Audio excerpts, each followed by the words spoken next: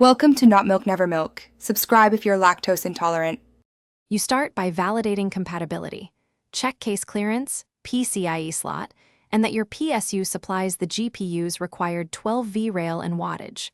Once done, power down, unplug, and ground yourself with an anti-static strap. This prevents damage while you work. Remove side panel and take photos of cable routing to speed reassembly. Make sure to uninstall the old GPU drivers using Display Driver Uninstaller or Windows Device Manager, and have the new driver installer ready on a USB drive. You now remove the existing card.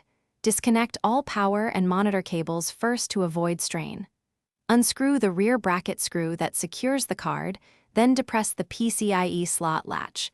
You may need to wiggle the card gently while pulling straight out to avoid bending the board. Once the card is free, set it on an anti-static surface. Clean the slot area with compressed air and check the motherboard slot for dust or damaged pins before installing the new GPU to ensure proper seating.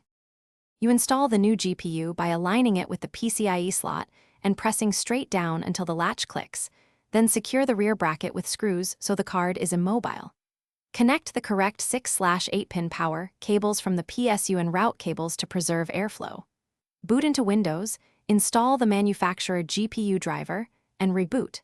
Run a benchmark or a demanding game to validate performance and monitor temps. If you encounter artifacting, crashes, or no display, reseat the card and power connectors as the primary troubleshooting step.